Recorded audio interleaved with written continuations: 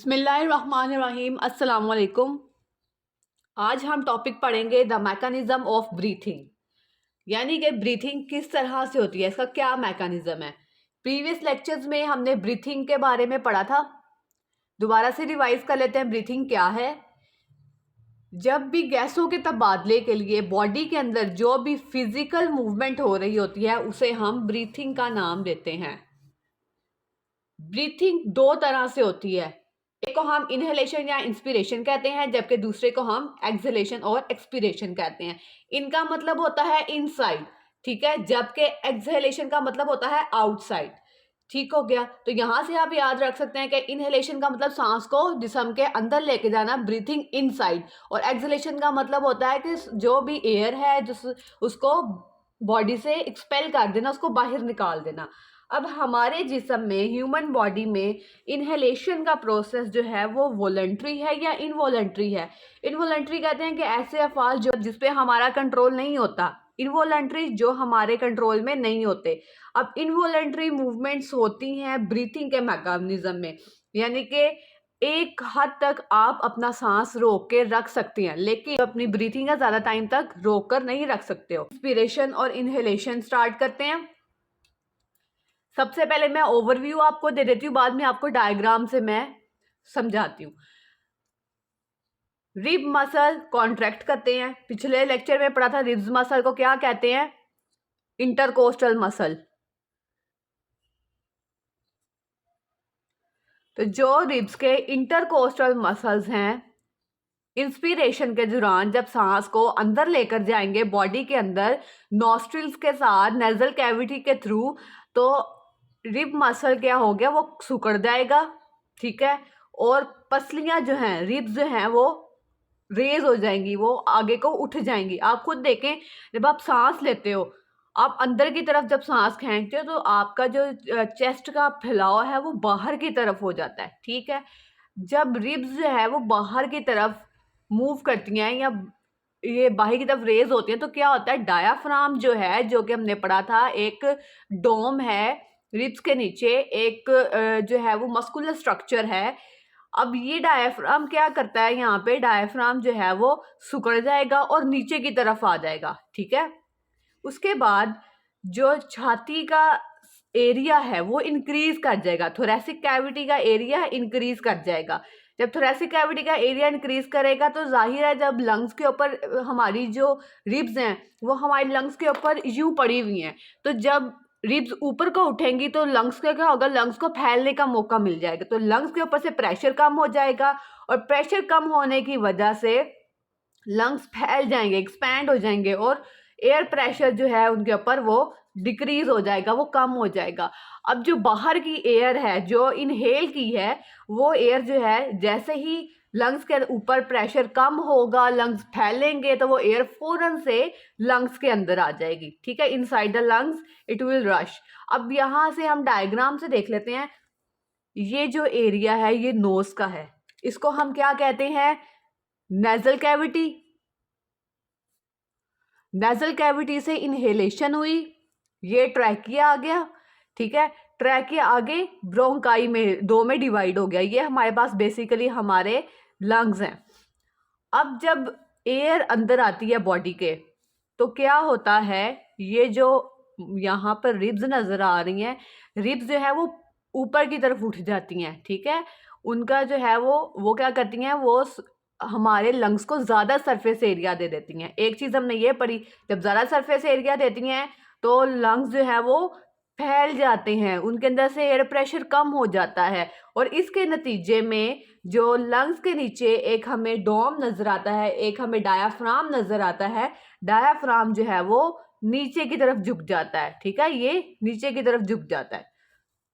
तो ये हो गया इंस्पिरेशन, सांस लेते वक्त नेजल कैविटी से किस तरह से एयर अंदर आती है, जो है वो रिब्स जो है वो हमारे उनको रिब्स को अफेक्ट करती है, वो कॉन्ट्रैक्ट हो जाते हैं, रिब्स रेज हो जाते हैं। उसके बाद लंग्स जो है उसके ऊपर प्रेशर कम हो जाता है, लंग्स फैल जाते हैं और हवा का प्रेशर कम होता है, और जो बाहर की जो हवा है ब्रीथिंग वाली वो इनसाइड द लंग्स आ जाती है। अब आगे देखते हैं एक्सपीरेशन और एक्सहेलेशन में क्या होता है, यानी कि सांस को बाहर निकालने के अमल के दौरान पसलियाँ, हमारी रिब्स, डायफ्राम, चेस्ट कैविटी किस तरह से रिएक्ट करते हैं। ये बिल्कुल उसके एक्सपिरेशन और एक्सहेलेशन का जो प्रोसेस है वो इंस्पिरेशन के ऑपोजिट है। ऑपोजिट किस तरह से है? Ribs muscles relax and back to position, ठीक है, उसमें कॉन्ट्रैक्ट हो गए थे, अब इसमें रिलैक्स हो गए, वापस अपनी पोजीशन पे चले जाएंगे। डायफ्राम जो था वो लोअर हो गया था, यहाँ पे डायफ्राम जो है वो रिलैक्स हो जाएगा और रेज हो जाएगा। उसके बाद चेस्ट कैविटी में जो स्पेस थी वो स्पेस कम हो जाएगी। नेक्स्ट देखते हैं, उसके बाद जैसे ही चेस्ट कैविटी में स्पेस कम होगी तो लंग्स जो हैं वो वापस से अपनी जगह पर आ देंगे, यानी कि ये जो रिब्स हैं वो जब आएंगी लंग्स के ऊपर तो लंग्स के ऊपर क्या आ जाएगा? प्रेशर आ जाएगा। तो अब इस प्रेशर, जैसे ही प्रेशर आएगा तो लंग्स जो है वो सुकड़ जाएंगे और जो एयर होगी वो एक्सपेल हो जाएगी, ठीक है, एयर जो है फौरन से एक्सपेल हो गई। अब डायग्राम से समझ लेते हैं। ये मैंने आपको बताया था कि ये वाला जो एरिया है ये नेजल कैविटी है, एयर जो है वो यहाँ पर, यहाँ से अब हमने बाहर आने का मैकेनिज्म देखना है। अब यहाँ पे ये देखो, पीछे आपने डायग्राम में देखा था कि पसलियाँ जो थी वो थोड़ी फैली हुई थी, तो अब यहाँ पे वापस से रिब्स जो है वो रिलैक्स हो गई हैं, ठीक है। आप खुद अपना करके देखो कि जब आप सांस लेते हो तो आपकी जो चेस्ट है वो उभर जाती है थोड़ी सी, और जैसे ही आप ब्रीथ आउट करते हो, सांस अपना बाहर निकालते हो, एक्सपिरेशन एक्सहेलेशन करते हो, तो आपकी जो आपको एक रिलैक्सेशन फील होती है, आपकी रिब्स जो है वो रिलैक्स हो जाती हैं। जब रिलैक्स होती हैं तो ये जो डायाफ्राम है ये आपने देखा ये ऊपर की तरफ रेज हो गया है, ठीक है, ये डायाफ्राम ऊपर की तरफ रेज हो जाता है।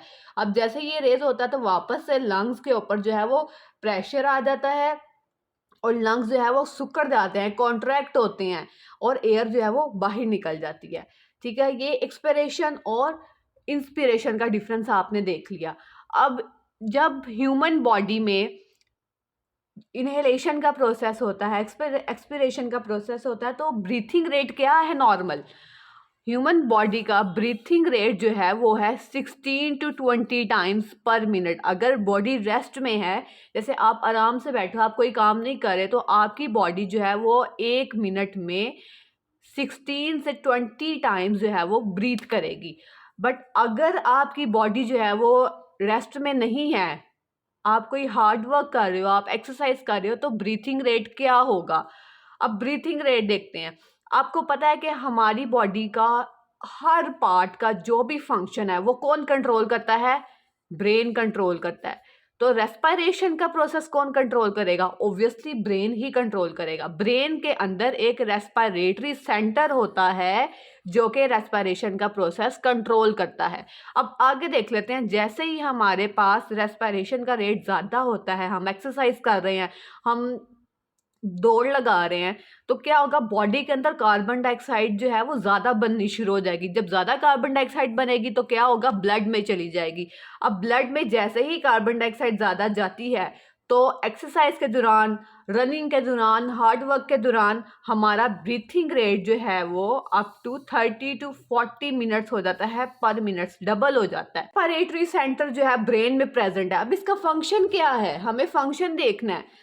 अब जैसे ही रेस्पिरेशन का रेट इंक्रीज होता है तो हमारी बॉडी में कार्बन डाइऑक्साइड ब्लड में इंक्रीज हो जाती है। जैसे ही कार्बन डाइऑक्साइड का रेट इंक्रीज होता है, क्या होता है? कार्बन डाइऑक्साइड जो है वो ब्रेन को, रेस्पिरेटरी सेंटर का काम अब यहाँ पर है, क्या करेगा? ये फौरन से ब्रेन को सिग्नल भेजेगा कि बॉडी में कार्बन डाइऑक्साइड ज़्यादा हो गई है।